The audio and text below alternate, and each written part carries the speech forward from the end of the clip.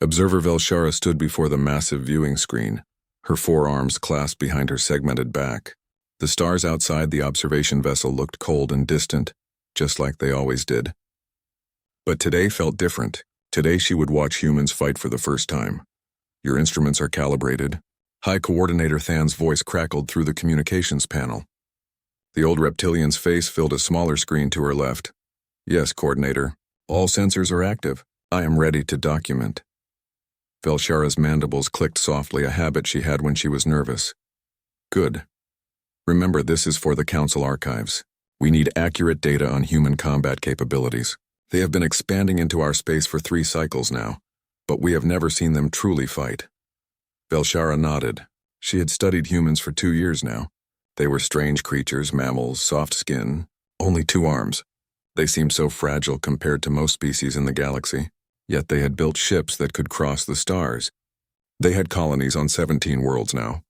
They were loud, emotional, and unpredictable. The Council wanted to know if they were dangerous. Below her position, on the moon called Kepler 4042c, a large fortress sat in a rocky valley.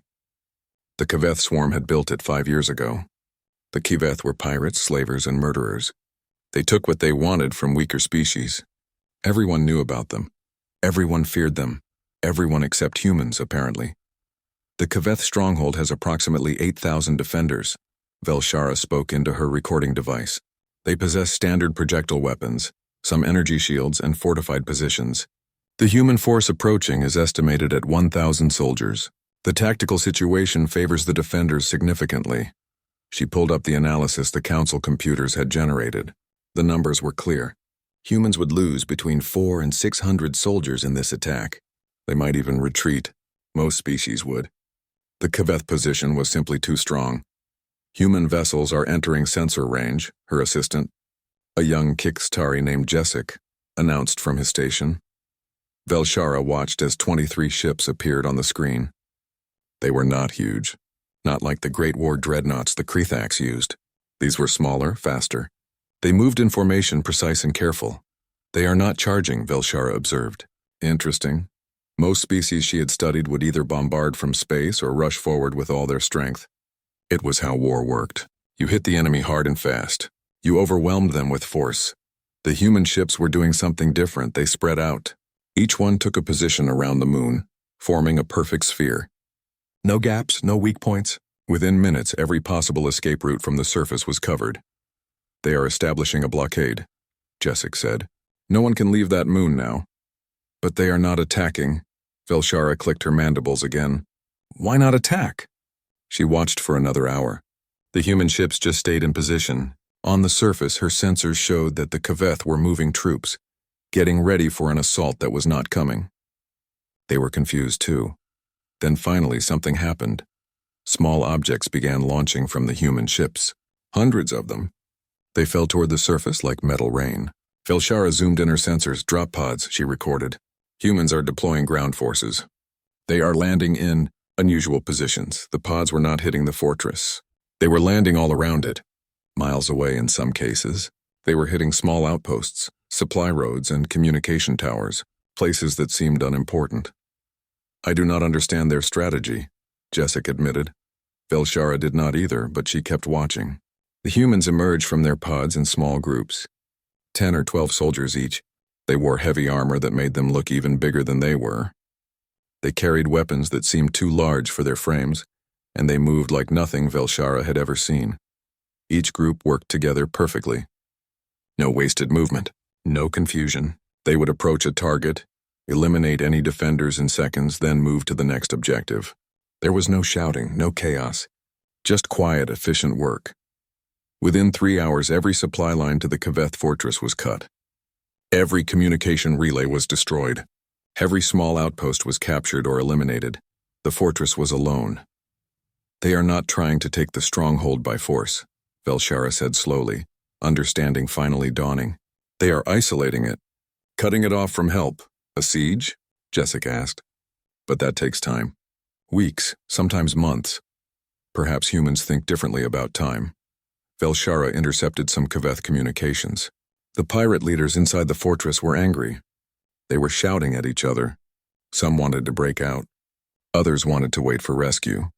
They were not working together anymore. The humans had not even attacked the main fortress yet, and the Kaveth were already panicking. Night fell on the moon. Velshara expected the fighting to stop. Most species did not fight well in darkness, but her sensors showed the humans were still moving. They had night vision technology. They owned the darkness. By dawn, the situation had changed completely. The fortress was surrounded by human soldiers, not in one big army, but in dozens of small groups. They had dug positions, set up weapons, created a ring of metal and firepower that completely encircled the Kaveth stronghold. Estimate of human casualties so far? High Coordinator Than asked during a check-in call. Velshara checked her records. 7 wounded, none killed. Coordinator, the humans have suffered almost no losses. There was silence on the communication line. That cannot be correct. Check your instruments. I have checked 3 times. The humans have been extraordinarily efficient. More silence. Then, continue observing. The real battle has not started yet. Velshara knew he was right. The Kaveth would not just sit in their fortress forever. They had 8,000 troops. The humans had maybe 1,000 on the ground. The Kaveth still had the advantage in numbers. A Kaveth patrol emerged from the fortress. 50 soldiers, heavily armed. They were going to test the human lines. Velshara watched closely. This would be the first real battle between the two forces. The patrol moved into a rocky area about 2 miles from the fortress. The humans had a small squad there. 12 soldiers against 50. The Kaveth should have won easily. The fight lasted 47 seconds. Velshara watched in stunned silence as the humans moved with impossible coordination. They knew exactly where each enemy was. They fired from multiple angles at once. They used the terrain like they had lived there for years instead of hours. The Kaveth tried to fight back, tried to find cover, tried to retreat. None of it mattered. When the shooting stopped, all 50 Kaveth were down. 12 humans stood victorious. Not one of them was even injured. Replay that, Velshara demanded. She watched it again. And again. Each time she understood less. The precision was impossible. The coordination was beyond what organic beings should be capable of. The humans fought like they shared one mind, but each one also acted independently when needed. How did they do it? Hypothesis may require revision. Velshara spoke into her recorder. Her voice was not as steady as it should have been. Humans may be significantly more dangerous than initial projections indicated. Above the moon, the human ships maintained their perfect blockade. On the surface, human soldiers tightened their circle around the fortress. And inside that fortress, 8,000 Kaveth pirates were learning that they had made a terrible mistake. They had thought humans were just another weak species, just more prey. Velshara was beginning to suspect they were very, very wrong. The real battle had not even started yet, and she was already afraid of what she might see. 18 hours had passed since the humans landed. Velshara had not slept. She could not look away from the screens showing the moon's surface. The Kaveth fortress sat in complete darkness now. The humans had destroyed the power generators outside the walls. The pirates had backup power inside, but it was limited. They were rationing it, using lights only when necessary. They must be terrified in there, Jessic said quietly. Velshara agreed. The Kaveth were tough fighters. They had raided hundreds of worlds. They feared very few things in the galaxy. But sitting in the dark, surrounded by an enemy they could not see, not knowing when the attack would come, that would break anyone's courage, and the humans knew it. Velshara had intercepted something strange an hour ago. Human broadcasts. They were transmitting on every frequency, making sure the Kaveth could hear them. But they were not making threats. They were not demanding surrender. They were just talking. Sector 7 is now secure. All civilians found in that area have been evacuated safely. They are receiving food and medical care. Medical station operational at Grid 23. Any wounded may approach under a white flag. We will treat anyone who needs help. Kaveth forces, you are surrounded. Your supply lines are cut. No reinforcements are coming. You have 2 choices. Surrender peacefully or wait for us to come in. Either way, this ends soon. The voice was calm, matter of fact, like a teacher explaining something simple to a student. There was no anger in it, no excitement, just patience. It was somehow more frightening than any threat would have been. Velshara had also noticed something else. The humans were letting some people leave. Civilians who had been trapped in the area, forced to work for the Kaveth. The humans gave them food, checked them for injuries, and sent them away on transport ships. They were actually keeping their promises about safety. This is unusual, Velshara recorded. Most species separate military and civilian concerns completely. Humans appear to consider civilian safety a priority, even during active combat operations. This may be a weakness, or it may be something else. Inside the fortress, the Kiveth leaders were arguing. Velshara could hear their communications. Some wanted to surrender. The situation was hopeless, they said. The humans had them trapped. But the Kaveth commander, a brutal creature named Korthak, refused. They are soft mammals, he snarled. They care too much about innocent lives. They will not dare attack while we have hostages. We wait. We make them afraid. Then we break out when they are weak. Velshara felt a chill run down her carapace. The Kaveth had 2,000 civilians inside that fortress. Workers, servants, captives from a dozen different species. Korthak was planning to use them as shields. Would the humans back down? Many species would. The cost of civilian lives often stopped military action. It was considered honorable to value innocent life over victory. But Velshara was beginning to think that humans did not see things the way other species did. 6 hours later, her suspicion was confirmed.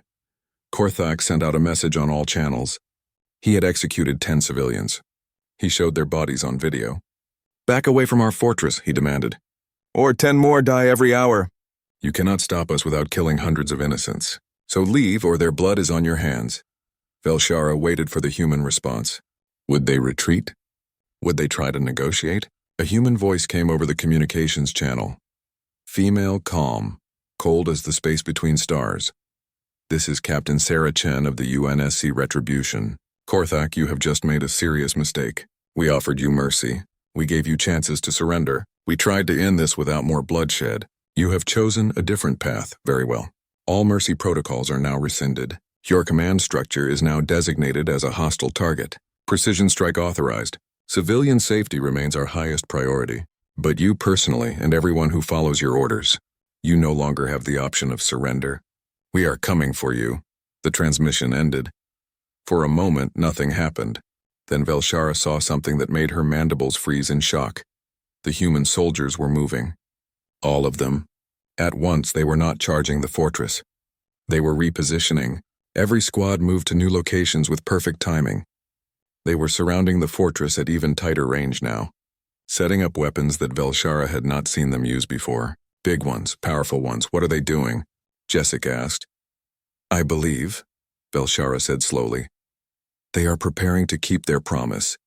She checked the human biometric readings. Something had changed. Before, the humans had shown steady heartbeats, calm breathing, professional detachment now. Now they were different. Not panicked, not angry, not exactly, but focused in a way that seemed almost frightening. They had been holding back before.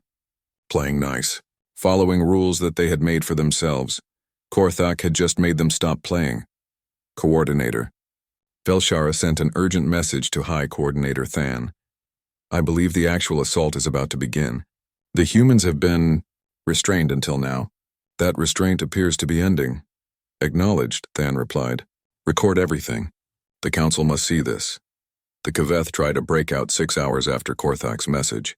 2,000 troops poured out of the fortress from the eastern gate. They charged toward the human lines, weapons firing, screaming their war cries. Velshara had studied military history. She knew that sometimes sheer numbers and courage could overcome superior tactics. 2,000 against 90. Those were good odds, even against skilled enemies. But these were not just skilled enemies. The humans had known the breakout was coming. They had positioned themselves perfectly for it. They had set up interlocking fields of fire. They had prepared the terrain. They had done everything except announce exactly when and where they expected the attack. The Kaveth charge lasted 11 minutes. Velshara tried to count the Kaveth casualties. She stopped at 400, then 600, then she just stopped counting. The humans barely moved from their positions. They just fired, reloaded, and fired again. Their aim was perfect. Their timing was perfect. They worked like machines, but they were not machines. They were living beings choosing to fight with mechanical precision. When it was over, 1,400 Kaveth lay dead or wounded on the rocky ground. The remaining 600 had retreated back into the fortress. Human casualties, 3 injured. None killed. This is not possible, Jessic whispered. But Velshara had watched it happen, had recorded every second. It was possible. The humans had made it look almost easy. A new transmission from Captain Chen. Korthak, you just sent 2,000 soldiers to die. We gave them every chance to surrender, many did. They are alive and will be treated fairly. The ones who kept fighting are dead. Their deaths are on you, not us. Last chance. Release the civilians. Surrender yourself and your officers, or we come in and take you. Korthak's response was filled with curses and threats. He would never surrender. He would kill every civilian. He would make the humans pay for every step they took. Captain Chen's reply was just 2 words. Your choice. Then the humans stopped broadcasting. They stopped talking entirely. The communications channels went silent. Velshara understood what that meant. The time for talking was over. She checked the chronometer. It was late evening on the moon's surface. In a few hours it would be dawn. They will attack at sunrise, she told Jessic. That is when visibility is best. That is when they can be most precise. They will want to be able to see exactly what they are shooting at, to avoid civilian casualties. How do you know? Because, Velshara said softly, everything I have seen tells me that humans hate wasting life, even enemy life. They will do this as cleanly as possible, which somehow makes them even more terrifying. She settled in to wait for dawn and for whatever horror the humans were about to unleash. Dawn came to Kepler 442c exactly on schedule. The sun rose over the rocky hills, painting the fortress walls in shades of red and gold. It should have been beautiful. Instead, it looked like blood. Velshara had her sensors focused on every human position. She wanted to see how they would attack. Would they use explosives to breach the walls? Would they send tanks? Would they bombard from orbit now that talking had failed? They did none of these things. For the first hour after sunrise, nothing happened at all. The humans just waited in their positions. The Keveth inside the fortress waited too. Everyone was holding their breath. Then Velshara's sensors picked up something. Movement. Not on the ground, but in the air. Tiny objects too small to be ships. They were flying toward the fortress, dozens of them. Drones, she identified. Small reconnaissance drones. They are mapping the interior of the fortress. The Kaveth tried to shoot them down. They managed to destroy maybe half. The other half flew through windows, doors, ventilation shafts. They went everywhere. Velshara watched the data streaming back to the human forces. Within 20 minutes, the humans had a complete map of the fortress interior. They knew where every Kaveth soldier was standing. They knew where the civilians were being held. They knew the location of every weapon, every ammunition storage, every piece of equipment. They are gathering intelligence, Velshara recorded, preparing for a precision assault. The patience is remarkable. Most species would have attacked by now. Humans are still preparing. Another hour passed.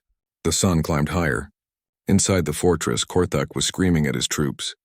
Velshara could hear it on the intercepted communications.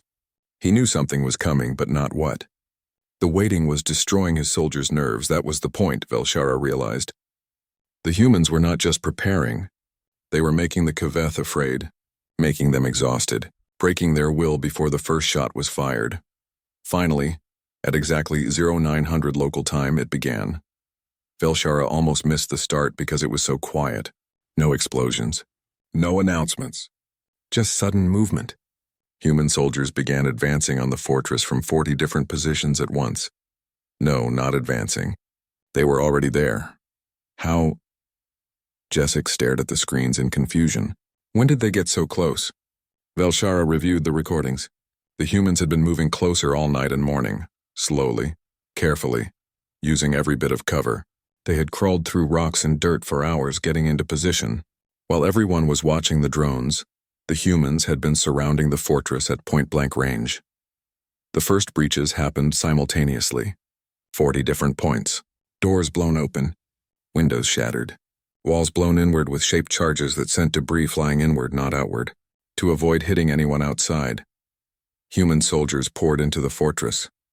What happened next was something Velshara would remember for the rest of her life. She would see it in her dreams. She would review the recordings hundreds of times, trying to understand how it was possible. The humans moved through the fortress like they had lived there for years. They knew every hallway, every room, every corner. They knew where the enemies were and where the civilians were. They never hesitated, never got confused, never made a mistake. In one corridor, a group of Kaveth soldiers set up a defensive position. They had good cover, good firing angles. 30 soldiers with automatic weapons. Any attacker would have to come straight at them down a narrow hallway. 6 humans approached. They did not charge. They deployed a small drone that flew around the corner. The Kaveth shot at it and missed. While they were distracted, one human rolled a flashbang grenade around the corner. The explosion was blinding and deafening. Before the Kaveth could recover, the humans were among them. Close combat. Hand to hand. It was over in seconds. The humans zip-tied the Kaveth who surrendered. They killed the ones who kept fighting. They had medical supplies for the wounded. Then they moved on to the next objective. This scene repeated throughout the fortress, over and over. The humans never stopped moving, never slowed down. They flowed through the building like water, filling every space, overwhelming every defense. In areas where civilians were being held, the humans used non-lethal weapons, gas that put people to sleep without hurting them, stun grenades that disoriented but did not injure. They would clear a room of Kaveth guards, then gently wake the civilians and guide them to safety. In areas where only Kaveth soldiers were present, the humans were not gentle. They were efficient, clinical, deadly. Velshara watched a squad of humans encounter 20 Kaveth in a storage room. The Kaveth opened fire immediately. The humans had already taken cover. They returned fire with perfect accuracy. Every shot hit its target. Within 30 seconds, 15 Kaveth were down. The remaining 5 dropped their weapons and put their hands up. The humans zip-tied them and moved on. They are not angry, Velshara observed with wonder. Look at their biometric readings. They are calm, focused. This is just work to them. They are solving a problem. But they were solving it with brutal efficiency. Kaveth soldiers who fought were killed without hesitation. The humans gave them one chance to surrender. Just one. If the Kaveth kept shooting, the humans ended them. Korthak made his last stand in the command center at the heart of the fortress. He had 200 of his best troops with him. They had sealed the heavy doors, set up barricades. They had enough ammunition to fight for hours. The humans did not give them hours. A massive explosion blew the command center doors completely off their hinges. The blast was precisely calculated, strong enough to destroy the doors but not strong enough to hurt anyone deep inside the room. Smoke grenades filled the air. The Kaveth started firing wildly, unable to see their targets. The humans came through the smoke like ghosts. They had thermal vision. They could see perfectly. The Kaveth were blind and panicking. It was not even a fair fight. Korthak himself was cornered by Captain Chen. Velshara watched through a human helmet camera as the Kaveth commander raised his weapon. Chen shot him in the arm before he could fire. The weapon fell from his grip. He reached for a knife on his belt. Chen shot his other arm. You murdered civilians, Chen said quietly.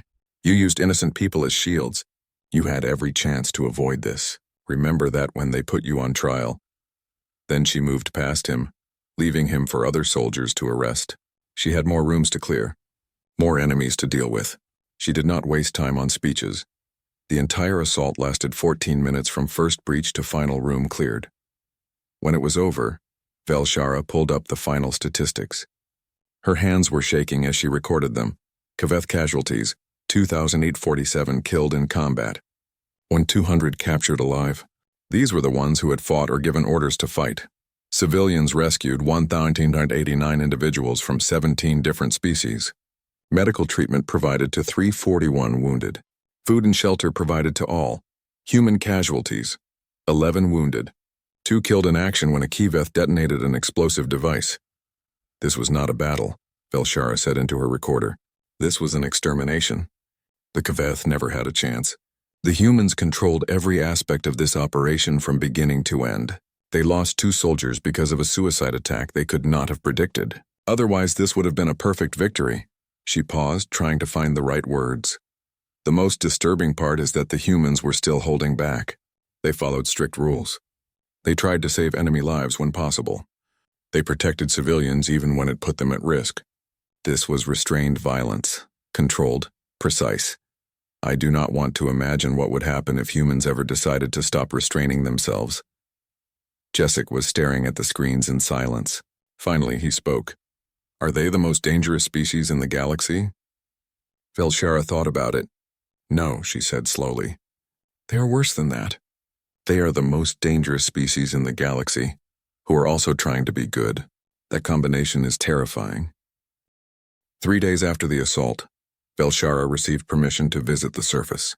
She needed to see it with her own eyes, not just through sensors. She needed to understand. The human transport ship that picked her up was clean and efficient. The crew was polite. They called her Observer and treated her with respect. They seemed completely unbothered by the fact that they had just killed almost 3,000 beings. The landing site was outside the fortress. Temporary buildings had been set up. Medical tents, food distribution centers, housing for the rescued civilians. Everything was organized. Efficient. The humans worked quickly but not frantically. They had done this before, Velshara realized. Many times, a human soldier met her at the landing pad. Young, female. She wore the armored uniform but carried no weapon at the moment. Her name tag said Rodriguez. Observer Velshara, Captain Chen is expecting you. Please follow me. They walked through the temporary camp. Velshara saw the rescued civilians. They were eating, receiving medical care. Some were talking to human officials, probably giving information about other Kaveth operations. The humans were treating them well. No one was imprisoned. No one looked afraid. How are you processing so many people? Velshara asked. Rodriguez smiled. Standard refugee protocols. We identify them, check for injuries or illness, provide immediate care, then arrange transport to wherever they want to go. Most species have consulates that help with repatriation. We cover the costs. You pay to send them home? Of course. They were victims. Why would we charge them? Velshara had no answer. Most species would have considered these people a burden, a problem to be solved as cheaply as possible. Humans were spending resources on them voluntarily. Captain Chen was in what used to be the Kaveth Command Center. The room had been cleaned. The bullet holes remained, but the blood was gone. Chen stood over a table covered with maps and data pads. She looked up when Velshara entered.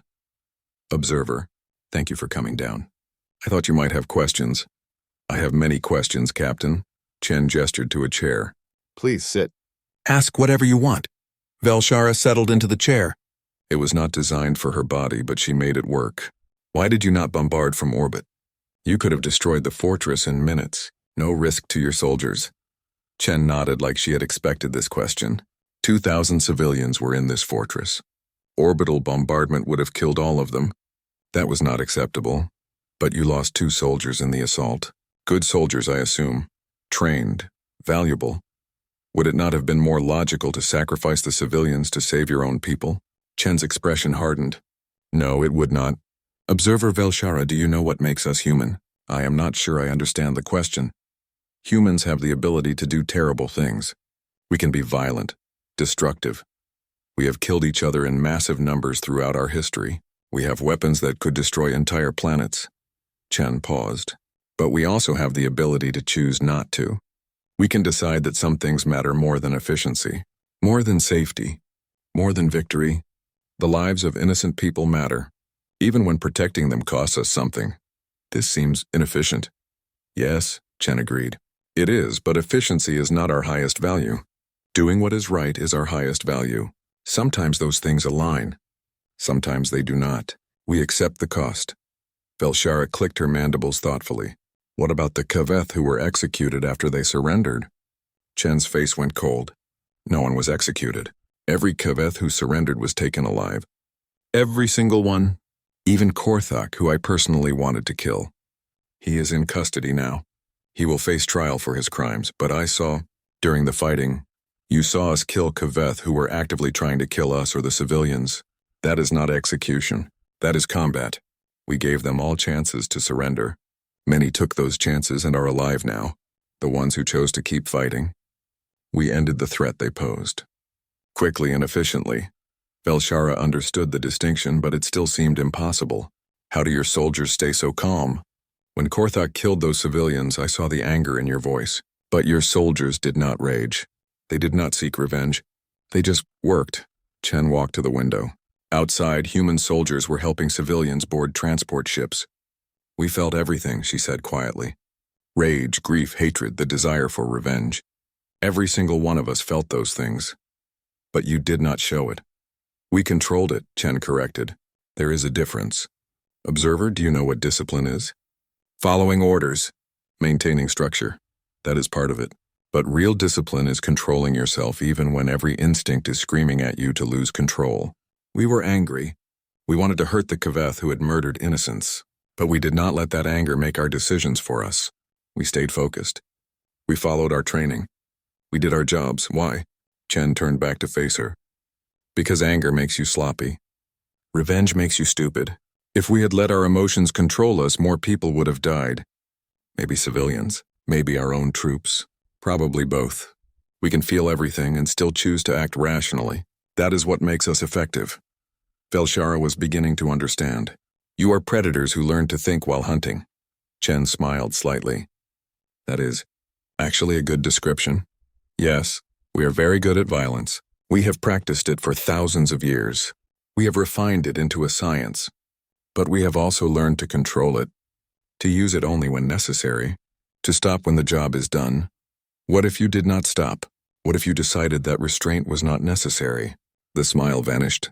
Then we would be monsters, and the galaxy would be right to fear us. She said it simply. Honestly, no pride. No threat, just a statement of fact. Velshara stood.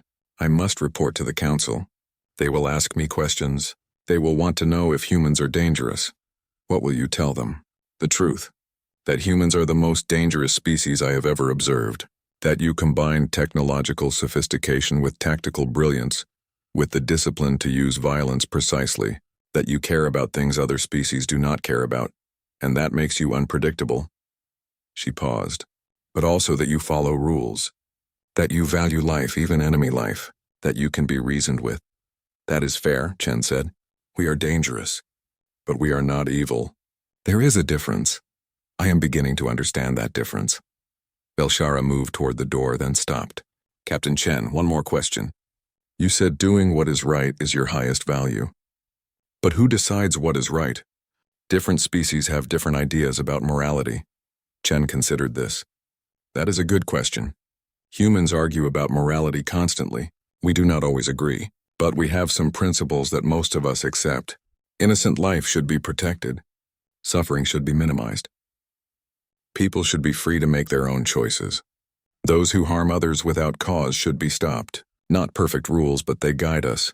And when you encounter species who do not share these values, then we have a problem, Chen said quietly. The Kavath harmed innocents. They enslaved and murdered without remorse. They made themselves our enemy. We tried to resolve it peacefully. They refused. So we removed the threat, permanently. What if a species disagreed with you about something less clear? Not slavery or murder, but something more complicated? Then we would talk, negotiate, try to find a compromise. We do not believe we have all the answers. We make mistakes. But when someone crosses the line into hurting innocent people, Chen's expression hardened. Then talking stops. Then we act. That is our line in the sand. Velshara left the fortress with much to think about. She had come to observe humans in combat. She had witnessed something that looked like a massacre. But it had not been senseless violence. It had been controlled, purposeful, restrained until restraint was no longer possible, then executed with precision. Humans were not monsters. But they could do monstrous things when they decided it was necessary. The key word was decided. They chose when to be violent. They chose when to stop. That control, that choice made them more frightening than any species. That was simply violent by nature. A species that could not control its violence was predictable, avoidable. A species that controlled its violence perfectly and could deploy it at will, that was something else entirely. The Galactic Council chamber was enormous. Representatives from 47 species sat in their designated areas, waiting for Velshara to present her findings.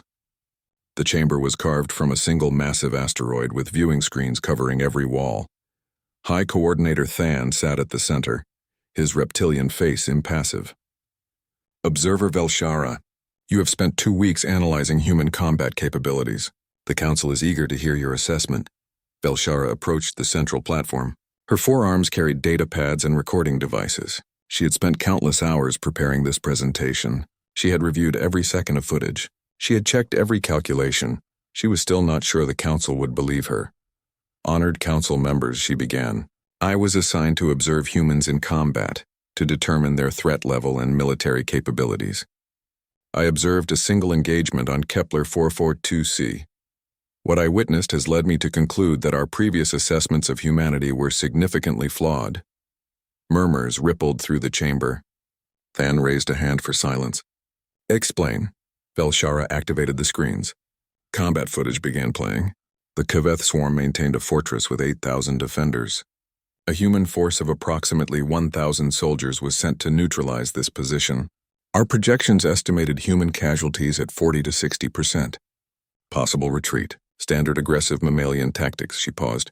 The actual result was 2,147 Kaveth killed, 1,200 captured. Human casualties, 2 killed, 11 wounded.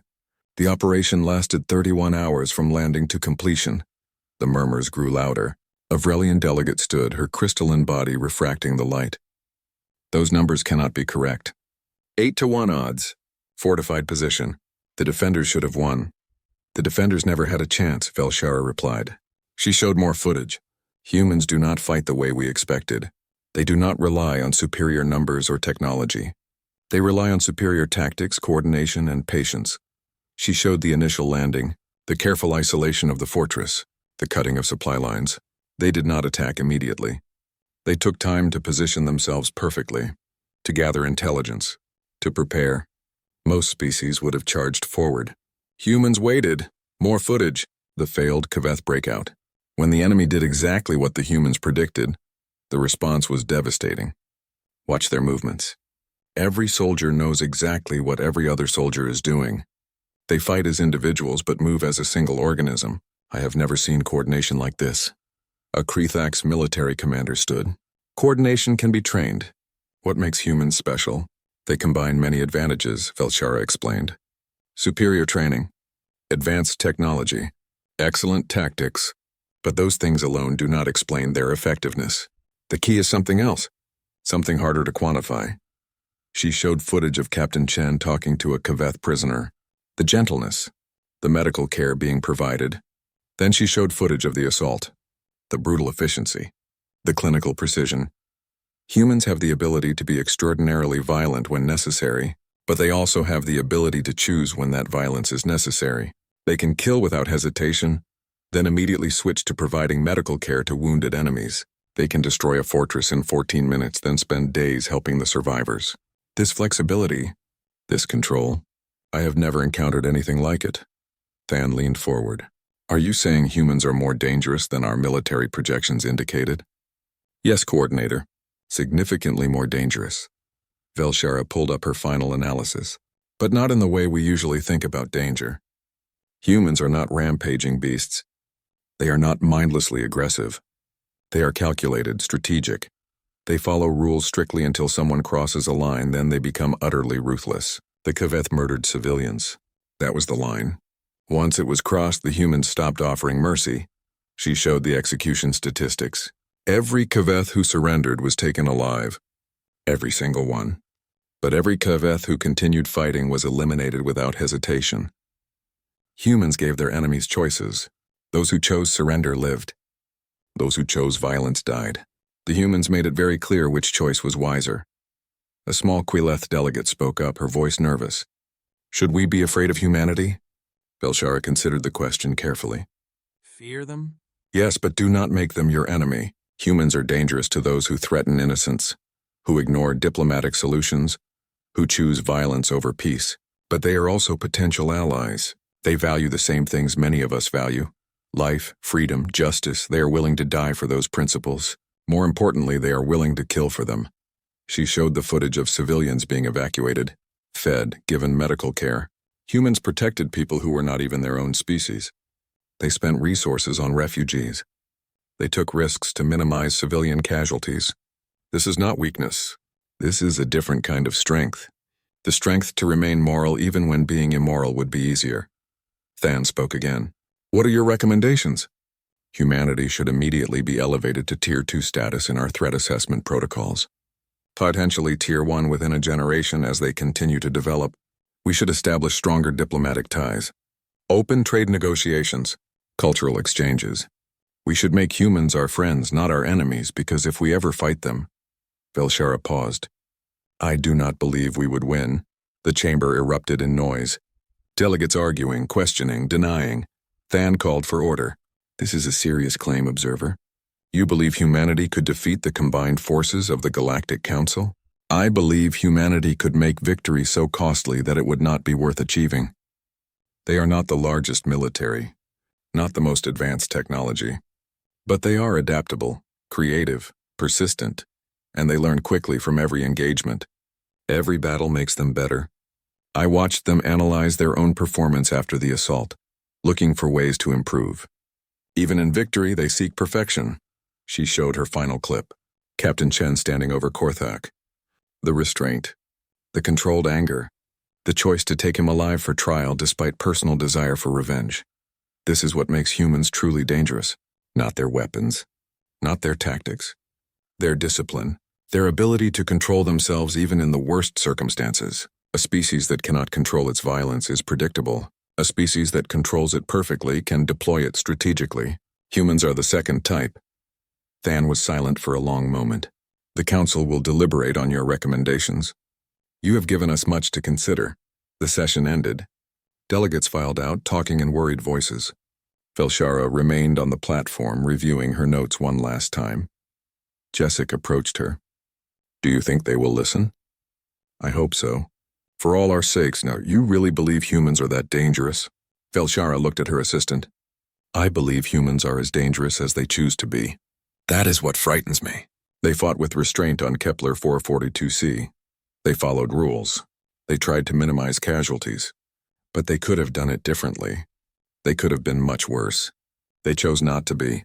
Choices can change. Exactly. Right now, humans want to be good. They try to be moral. They follow principles. But if something changed, if they decided that restraint was no longer necessary, Velshara trailed off. I do not want to see what humans could do if they stopped holding back. The Kiveth learned that lesson. It destroyed them. She packed her recording devices and data pads. Her work here was done. The report was filed. The Council would make their decision. As she left the chamber, she thought about Captain Chen's words. We are dangerous, but we are not evil. There is a difference. The galaxy needed to understand that difference, needed to respect it. Because humans were offering friendship and alliance, they were choosing to be partners instead of conquerors. They were choosing restraint over domination, but they were still choosing. And choices could always change. Velshara hoped the galaxy would be wise enough to accept the friendship while it was offered. Because she had seen what happened when humans stopped being friendly. She had witnessed them remove a threat with precision and efficiency. She had watched them dismantle an enemy force 8 times their size without breaking a sweat. The Kiveth had thought humans were weak, soft, easy prey. They had learned otherwise. They had learned that humans were predators who had taught themselves philosophy, hunters who had learned to think, warriors who had learned to choose. The galaxy needed to learn that lesson too. Needed to understand what humanity really was. Velshara had been sent to observe humans in combat. She had witnessed what looked like a massacre, but it had not been senseless killing. It had been controlled violence, precise, purposeful, limited only by human choice. And that, more than anything else, was what made humanity truly formidable.